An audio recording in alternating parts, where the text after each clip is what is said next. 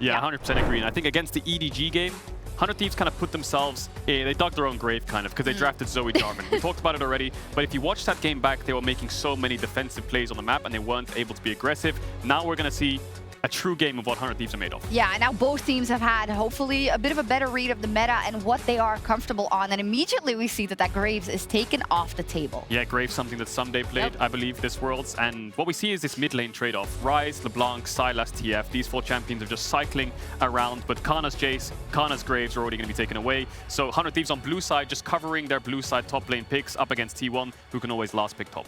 And it's really interesting, the things that you've pointed out in draft on blue side specifically, because the way that 100 Thieves treats Ssumday is a lot more of a weak side, almost tank player to help, set up fights. And he's not someone like Canna who are looking to go into more of a carry matchup. I do also want to point out the Gwen for Canna, that there might be a Gwen angle here. He's an excellent Gwen player, so I'm looking to see if T1 go for that as well. Yeah, definitely. And first pick will be going over to 100 Thieves. Blue side, I think in group stage has a 59% win rate. Has been struggling today though, so that's probably changed the later we go for the next round. Robin, last ban coming out from T1. It's going to be Lee Sin. Expected first pick, of course, 400 Thieves. Now it's up to them. Mid lane, jungle could be first picks. Could even prioritize an AD carry. Lucian Nami's up. Yep, and that's going to be a Lucian straight away, as I said. Banking on that lane pressure once again for 100 Thieves. And we expect MF to match that perhaps, or Aphelios lanes to match that. We'll see what Gumayusi opts into, or Draven into Lucian could be something that they want to look into. With Yuumi being down, on red side, of course, you can counter-pick support, so they can do AD jungle here, counter-pick support on 3, but then that leaves you in a hole where if 100 Thieves blind pick a solo lane, you have to make a choice.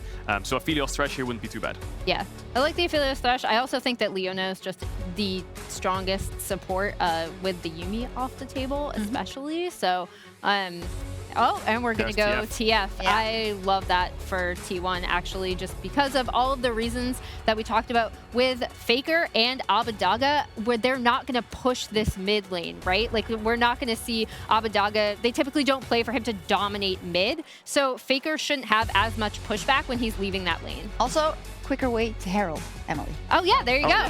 You can collapse on Herald that much quicker. But we will have to see kind of something matching in terms of that global presence. What will they go for mid though? They're hovering Canna right now and they're going to go for some AP mid. They must do with the AD jungle. I'm looking at Sylas, I'm looking at Zoe for Abbedagge specifically to match up into that TF, but Nami going to get picked up for the lane itself. And now this is where the issues come in. Yes, you can match LeBlanc into TF, but this is what's been happening all day long, all worlds long, is now jungle is now such a high contention point. You pick a solo lane, I have to match you. You pick a support, I have to match you. And now both junglers start to realize, well, I need some setup. You know, TF loves setup junglers. Kiana, Tadon are the junglers I'm looking at for them. And for 100 Thieves, maybe things like Trundle and Olaf will be taken away. Yeah, I'm definitely looking at a Ghostblade jungler for Oner, just especially with the Lulu lock-in, right?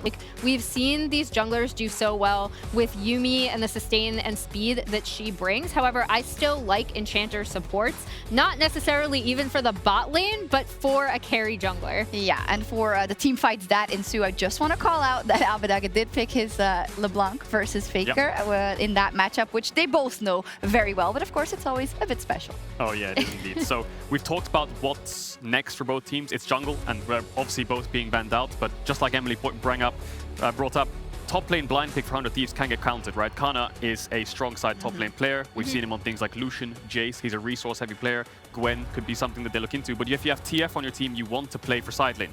Aphelios Lulu will scale into the late game. Great, you can use TF defensively to cover them, but playing for a strong side top is something that they're going to have to do. So counter pick top is extremely valuable, but for now, it's about getting the strongest jungler.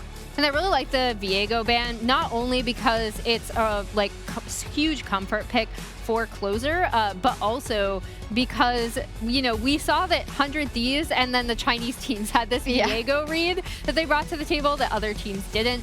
So I really like that ban from T1, and then the Kiana as well banned out. They hovered it earlier, and then Xin for Oner. I really wonder what AD jungles here. There's Zed, there's Trundle, there's Olaf. These are the AD jungles we're kind of looking at, unless I've skipped over one. But T1, you expect definitely picking jungle. Okay. That's locked in. Is that a Poppy's flex? Poppy Flex jungle. I was going to say Olaf would be great here, but no. Now they can just get Trundle themselves. Yeah. Trundle, not a super strong mid-jungle 2v2. In the early stages, it's fine. Obviously, Trundle becomes more of a tank, and you don't have as great setup as Lee and LeBlanc, for example. But Kindred is another AD jungler, of course, that would do well into Poppy. If this is a Poppy jungle, it could get exploited pretty heavily if Closer has some kind of pick, but obviously they can flex it. And it looks like 100 Thieves gonna go for Renekton top. I love it. This has just been turned completely on its head. Yeah, I'm really curious to see what they end up picking for jungle now for Closer, just because, like I pointed out, like obviously they're gonna play heavily for bot 2v2, but Closer is such a massive part of this team's success, and he does so well on these carry champions. And if this Poppy is going jungle, I wonder what counter Canna has for top lane. You could go for Gwen, you could go for Gnar in a way into Renekton. Renekton obviously nerf, doesn't have as great setup. And they're playing double AD jungle top on the top side. So Poppy top is actually not that bad either in this situation. If you want to pick like Kindred for yourself now into Trundle, which is a fantastic matchup. So this blind pick from Poppy actually giving them a lot of value. It's very interesting also. Draft. Oh my the gosh. way we've gone down kind of the rabbit hole of the junglers getting banned out and then the compositions, and it does look like it will be going to the jungle. Gives them a little bit more AP, the Cannon. Gives them a lot of team fight as well. But yeah, T1. Wow. Poppy jungle playing with a TF and a team fighting top lane. It's a little bit all over the place. I can see how it's going to come together a little bit with the Yordle comp. Gives them a Yordle buff from the Lulu, Poppy, and Cannon. But we'll see what happens, because Cannon's going to go into team fights with Poppy next to him, and Aphidos, Lulu are kiting back. But Emily, what do you think about 100 Thieves comp? Have they given you what you asked for?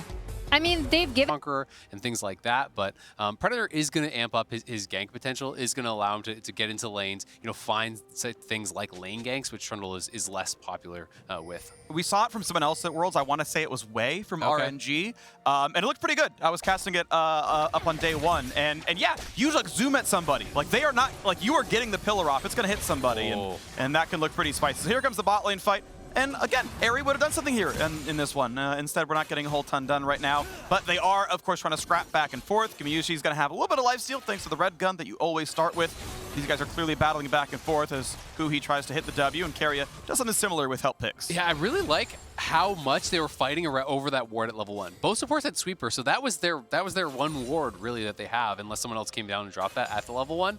But having side brush control is so important for enchanters because it allows you to just step in, land an auto plus a Q, land an auto plus a W if you're the Nami, you know, poke away, and really just kind of maintaining that side brush control is so critical for this matchup. You know, I do expect Nami to be favored in the support matchup with the additional sustain, but if you give the push over to T1, well, it's much more difficult to play it out.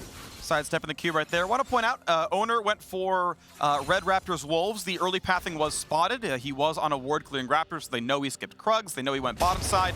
And this aggressive ward actually going to look pretty good as they're going to spot Closer in his clear. They see he's at 12 CS and blast punting over. Gumayusi taking some decent damage as Abbedagge also fighting Faker. Chain's going to land with a level lead. That's decent damage. Faker 200.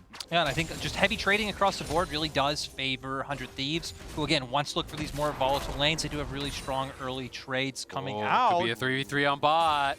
Keria not going to be in range to help just yet. Word comes down. Oner going to take the first half of the queue and going to get the shield now as well. FBI is exhausted. FBI has to flash back to safety. The follow-through could be there, and it's first blood. Oner grabs it. Ignited, but survives out of the turret. And I just love that we saw exactly what Azale was talking about with the exhaust coming out. Doesn't matter if you have that cleanse, you're still able to keep him down. And T1 feeling really good coming out ahead in that 3v3. Well, that's why you have to play those fights really slowly. If you are going to play against double exhaust as a Lucian, if you dash in, you can't really get out once the exhausts are coming in to be layered.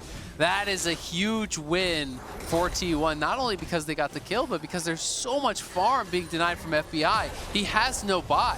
His buy is a refillable and a pink ward, and this is supposed to be an aggressive, a dominant lane. We saw them play it against DFM. They got way ahead.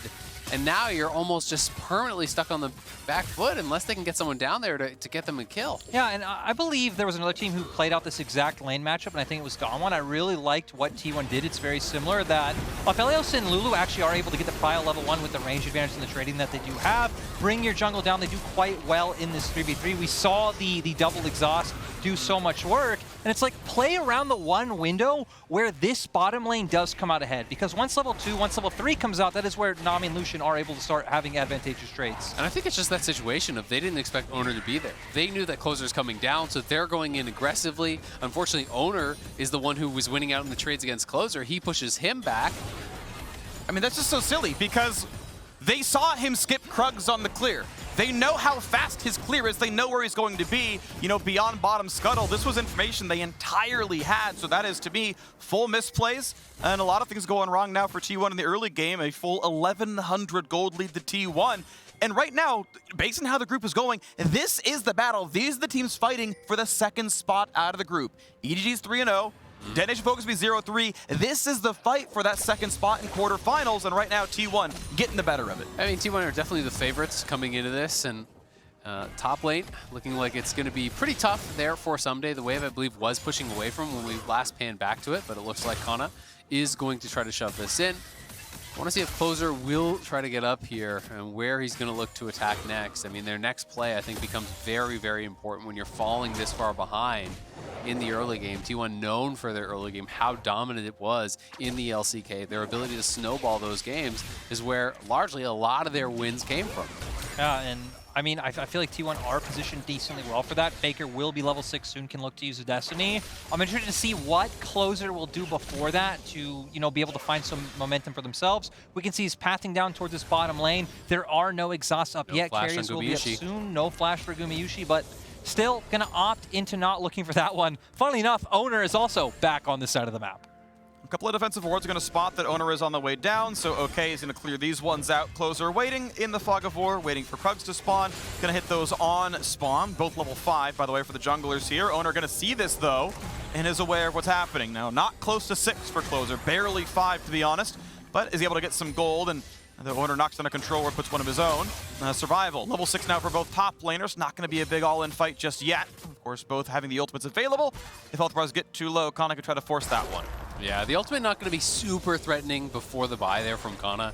You know, no AP to really amp it up, so not really worried about getting 100-0'd or anything like that for Ssumday, but pretty late bases, honestly, from them on that top side, and Canna, you know, getting the better of it is up a significant amount of farm. We'll see how much Ssumday can catch as it does get pushed into him.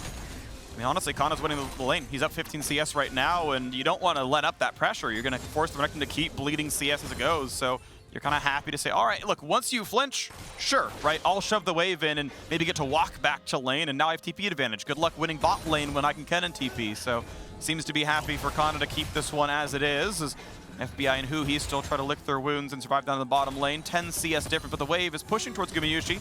That said, he's going to clear it out, wants to keep it under turret. Already has one turret plate taken, and being that his buy is 650 gold better, wants to stay in the lane with the advantage here as well.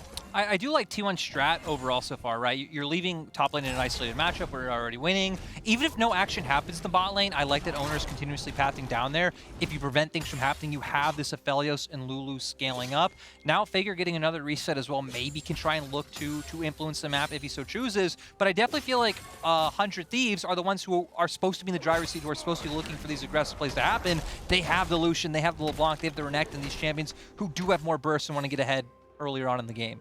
Yeah, absolutely. And I'm, you know, I would be less concerned about the Ssumday deficit if it was the only deficit, because he was obviously the blind pick here, and he has been in the isolated 1v1 there against Canna, who had the Cannon as the answer, but the bot lane is just such a problem.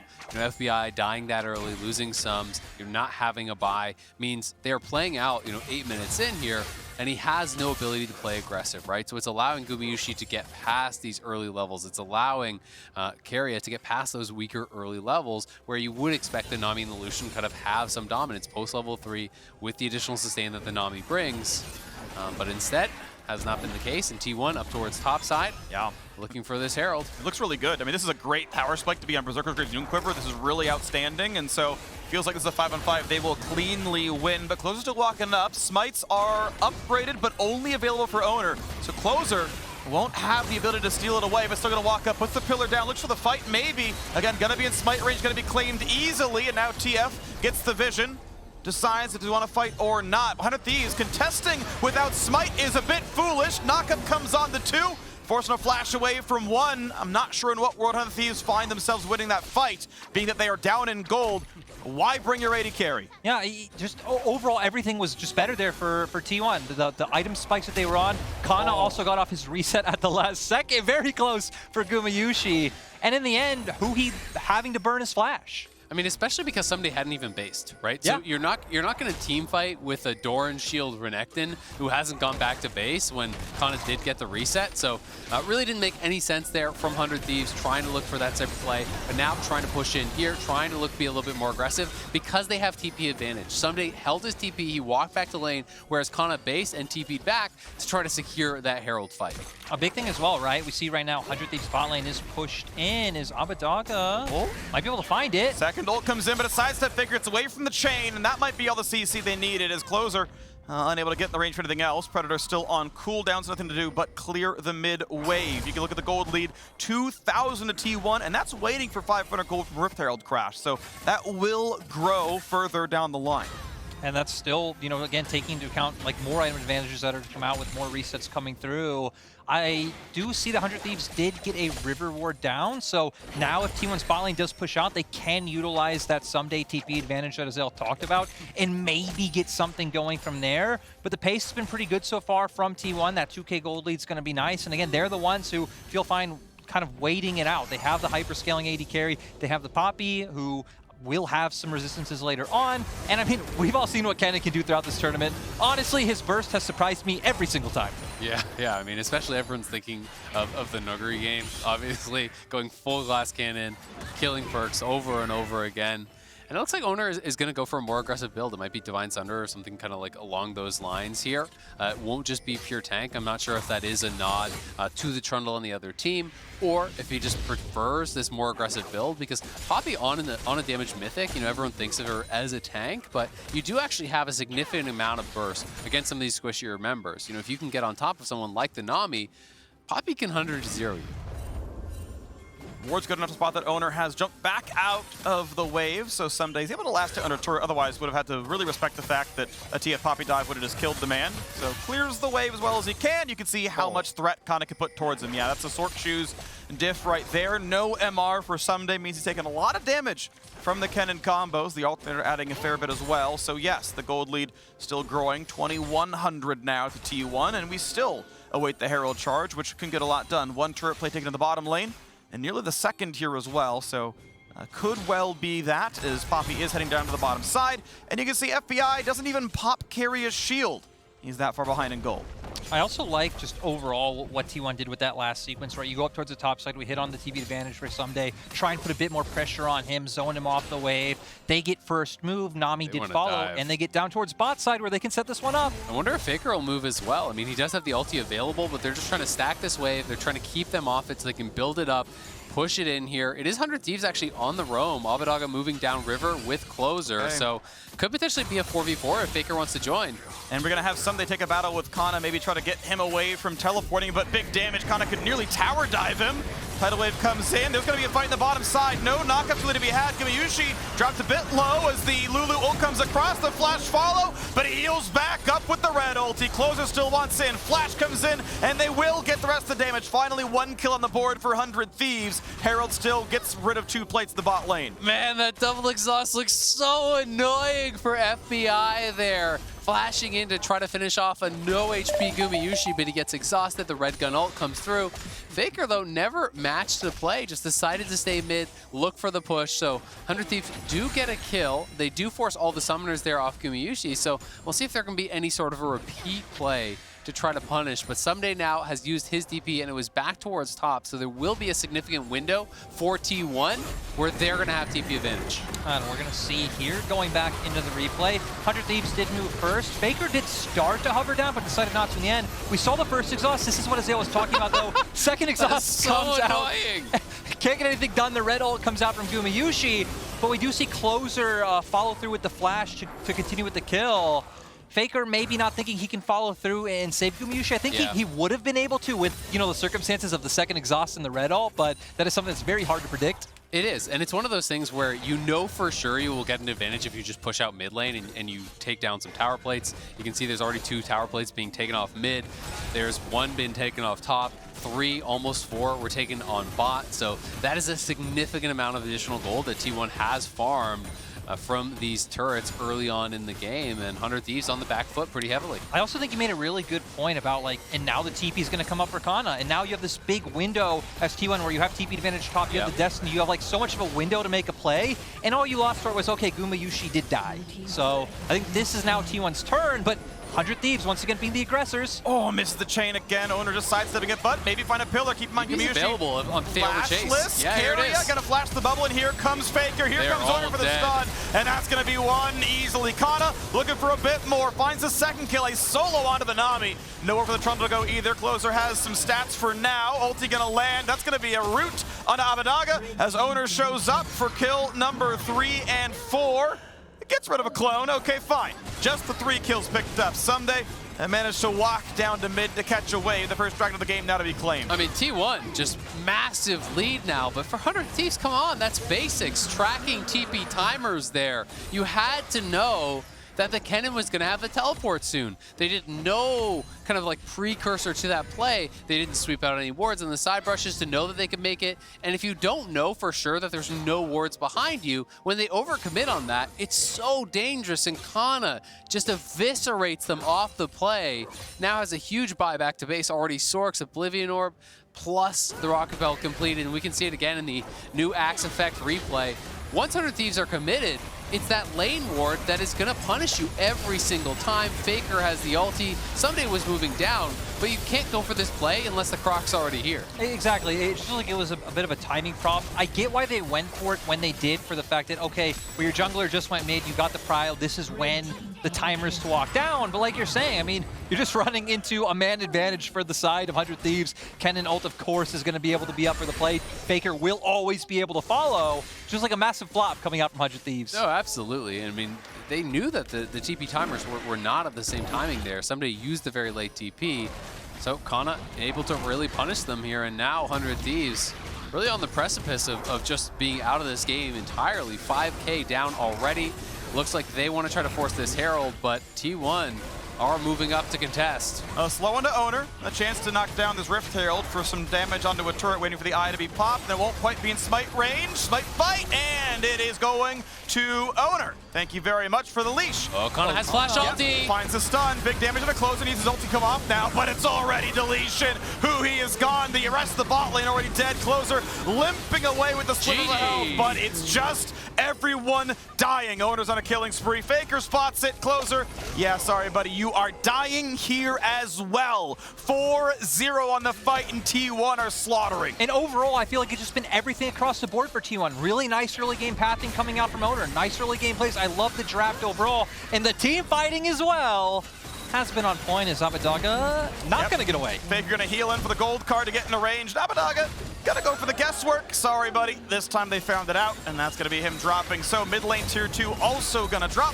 Thank you, second Rift Herald. 3 turrets to 0, 9 kills to 1, 1 dragon to nothing. Practically a perfect game against 100 Thieves. Yeah, this is just an absolute blasting at this point. T1 got the early advantage on the bot side. You know, that gave them the early lead. Superior laning, farmed the plates from 100 Thieves, and then that bottom lane TP from Canna felt like it pretty much all but secured it. But if that didn't secure it, the top lane Herald certainly did. And I feel like coming into this match, right, I think we all knew T1 were favorites, but we were holding out hope that 100 Thieves would have been able to put up a better fight. So yes, indeed, Genius Monster, Keria has the exact same birthday buff that Arya had, where in his home country of Korea, it is already tomorrow, and he has 21, I believe, his age. I have the notes, but they're not open in front of me right now. Either way, happy birthday. One thing I want to point out about T1 as well, as they are crushing this game, is as an org, their scouting is ridiculously good. So Faker, we all know, has been on T1 forever. 2013, when his career started, his 9th year on the team. Yeah, great. Canna, Oner, and Gumayusi all started in a trainee or academy program or straight out of solo queue. T1 scouted all 3 of them. Keria, in his 2nd year, has now gone over to T1s. Okay, he technically, you know, there is footage already, but T1 scouted the rest of this team by themselves, and here they are, back at Worlds. Ooh, Faker did not scout out this play coming out from 100 Thieves, though. Good stun, good damage, flash, maybe to safety. Not closers here. Big shutdown of the Trundle, so a bit of gold back in the pockets, but it's still fighting down a nearly 9,000 gold difference. Yeah, it's a moral victory, you know. You killed Faker at least. Got something going for you. You know, oh, actually T1 now wanting to make a brush play of their own, but 100 Thieves know they're not going to walk into this one. All of their members are topside. They know T1 has to be on the bottom half of the map. Yeah. But talking about scouting for T1, it's not only right their own roster, but the players that have gone to other teams as well. Even we just watched EDG scout, of course, coming from that organization. Definitely historic with the players that they have been able to bring up. It's also interesting because they're one of the few top teams over the years that has consistently utilized subs. You know, a lot of teams really only use subs in kind of like emergency situations, but T1 has aggressively done it for years and years and years. You think of like even the Easy Hoon situation. You think of you know, like Cuz, and you think of Teddy and all the different people that they have actually swapped through. And Faker didn't even start all the games this year, and they have done this consistently year after year. You know, experimenting, trying different players, utilizing this multi-man system. I think both to try to have, you know, both aspects of it where you're learning from your sub, you're helping each other, pushing each other, and it is very successful for them. You know, it's actually incredible, the foresight T1 have had, because it's another game where T1's here and Closer loses. You know, when he was a mid lane sub, Closer lost. Now against him, Closer's losing. It's just incredible the kind of things that T1 puts in the universe. And now 9-2 on 2 Dragons, looking to make it a win here. Yeah, T1 looks like they're gonna aggressively push on the map after taking everything right. Right now, Gumayusi getting his red buff. We see Faker pushing out on top side, but they can look to aggressively collapse on the mid lane because Faker does have the Destiny, and...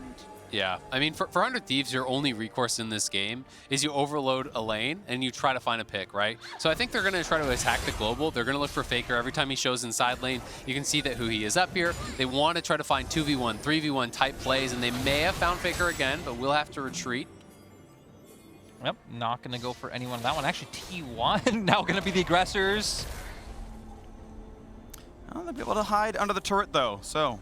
Destiny comes off, and it doesn't turn into anything more than just a faster rotation into the western jungle. Ready to siege yet another turret, nearly crushing that 10,000 gold difference. Ssumday nearly done a turret. He's dead to this. Ulti, big stun, big heal. Gore Drinker not gonna be enough. Canna went for early grievous wounds that made the difference, and down goes Ssumday. Man, I mean, he is just so fed. 2.5 items, didn't even need to use the stopwatch there. Solo kills Ssumday under the inhibitor tower. 21 minutes in, that inhib tower will fall. Nowhere is safe on the map for 100 Thieves. I mean, Canna even saw his TP as well if you wanted to like back, and T1 still wanted to make plays towards the top side though. Looks like all of them actually, when they go for resets, they probably are sitting on a little bit of gold, making their way onto that 2-item mark. As you said, Canna already much past that with the Oblivion Orb as well.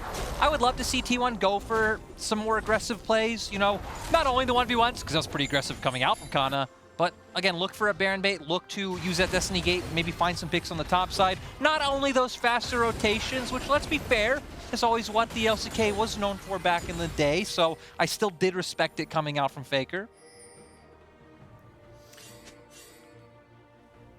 And now we see how long it takes him to close the game out. Question kind of has been for T1. Their early games have been outstanding. Their mid games have been the weaker of what they do. They are obviously such a very good team. Went all the way to the LCK finals here in summer. To me, I consider them the second seed from Korea. Technically, they are third because Gen G went on championship points. T1 won the sort of championship qualifier to take the third seed, to not have to go through play-ins. Regardless, a very, very good team, and looking at a very early Baron now 23 minutes in. I mean, they're the only team to have actually taken a game off Dom1 in playoffs over the last 3 splits, I guess it is, where Dom1 has won back-to-back-to-back titles. They did challenge them in the finals this year and did push them pretty hard. 100 Thieves trying to contest here, but it's just too... Oh! He gets the Baron, but is it going to be much more? A clutch smite to be sure. However, it's still 1 kill picked up. Faker finds a tidal wave. Canna sidesteps and doesn't find his way in for a slicing maelstrom. So, if somehow 100 Thieves can keep from losing anything more, they get at least to claim the Baron buff and buy a little bit of time. That was a fantastic smite from Closer, but T1 had no business letting him just... he just walked in there and smote it away from Oner. Beautiful play from Closer, but Oner not even using the ulti to reject him. T1 could have just turned before. You have like cannon stuns. There's so much available to go for. He stuns Ssumday. Bruh! You had vision! Click the other guy! I mean, great job by Closer. Does get it. But T1 definitely could have done a much better job preventing that. You know, I forgive him. It's rookie nerves for Faker. You know, he hasn't been at Worlds in a while. Yeah. So, you know, we I'm give him the just pass. saying hasn't been on Worlds since, you know, they've been T1, so I'll give it acceptable pass. And Rookie team. Rookie new team here at Worlds. And, you know, you did also just say Freak, a team much more known for their early game as compared to these later decisions. Yeah, just, I mean, it takes a lot of practice to know to stun the jungler outside the pit, so I forgive him. You know, it's the kind of stuff where, you know, it's happened before, so. Look at this Chad Poppy build, by the way. Yeah. Just straight up going for the damage. It's good. It is actually really Yeah. good, especially if you have a strong early game, you know, and you are ahead of the pace of the game, which he was, you know, and against a lot of these squishy targets, really can threaten them. And just pure tank builds are just weakened quite a bit when you're playing against a Trundle. So I think it's pretty smart, makes a lot of sense, and they are going to have a tremendous amount of burst on this team. Ooh, I like 100 things you're going for. Can he sidestep the chain? He's done it so many times. Finally, this one will land. Does not have a stopwatch. This should allow the follow through, but they can't get the rest of it. The tidal wave not there in time, and Canna, I've seen this battle before, and it's gone the way of T1. Oner here to make it even easier. Ssumday can barely tax some minions, despite the Baron buff, despite it being plus 1,000 gold for Red Bull Baron power play. It's been T1. Canna gonna take some damage, has to burn the Zonias. Ulti onto 3 is a big root, and that might be the team fight. FBI gotta cleanse and run away. Inhibitor still going to fall. Now, will they find a battle here? Oner down to only 1,000 health, but able to walk away cleanly. Third dragon ready to be killed, and that will put T1 on Soul Point on pace for a 31-minute Ocean Soul. I feel like a big thing as well, right? A lot of ultimates blown by T1. I'm still gonna be able to get this. 100 Thieves not gonna be able to match in time.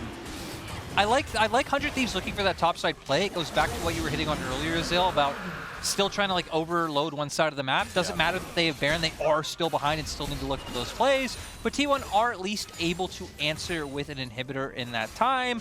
You know, will be more minions for 100 Thieves to pick up and try and close that gold lead, but now we're on a timer, 5 minutes, T1 gets Soul. Yep, they're going to be looking towards Soul, and before that, I think they're just going to start Baron again and try to just do a little bit of a better job keeping Closer away from it this time around. And when you're this far ahead, they also have a very good turn as long as you set up the vision denial.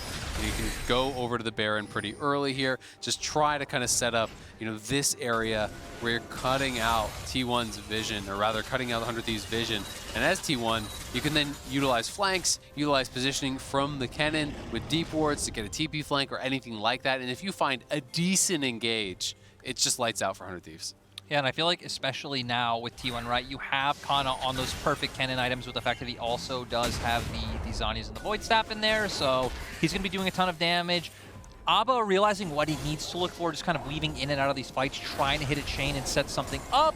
But I don't really think they should have the opportunity, but I look wrong. Cannot get over the wall, so they're going to have a hard time joining Ssumday here. Wants to stun Oner. Decent damage. Stopwatch burn Faker here, but not a lot of damage out of him either. Oner going to get back to safety to the rubble of his turret. As Here comes Cannon. And Cannon, yes, Ssumday has to mark it, but he can't find the stun. The flash is too soon. Canna plays it beautifully, kills off 2, and Ssumday is going to be next. Gets a heal, it's not going to matter. And it's time for T1 to march into the 100 Thieves base. Yeah, Canna coming out so big. 100 Thieves trying to find the pick, but T1 just keep pulling off such insane games. Individually, looking super good here today. Canna is just playing out of his mind in this one on the cannon, destroying 100 Thieves. They're pushing in through top. They'll grab another inhibitor.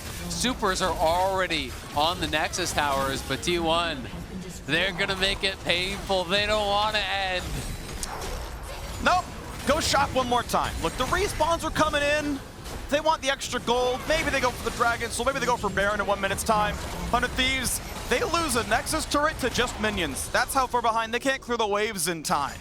And now it's also just really easy for T1 with what to do, right? I mean, you have supers in both side lanes. You could just group mid, put the siege down. 100 Thieves are the one who are forced to look for some aggressive play onto you. You got some options. Option number 1.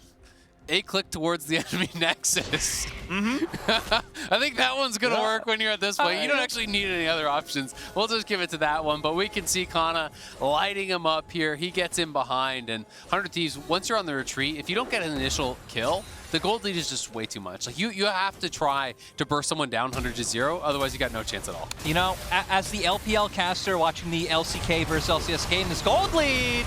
Decent damage on a Keria. They find one they for got nothing. Canna gets a stun onto the the two frontliners as it is going to be Trundle dropping. It's a 4v4 doable. Gumayusi, he gale forces forwards and just finds himself the kill as the FBI try to open up, but gets shut down instead. Huhi going to drop, and Faker finds the kill onto Huhi. It's time to get away from this one. It's time for T1 to march straight down the mid lane. You know, 100 Thieves did everything they did with so much confidence. I kept believing they could bring it back, but T1 are just too far ahead. They have the death timers. They're going to be able to just push into the base and look for the close.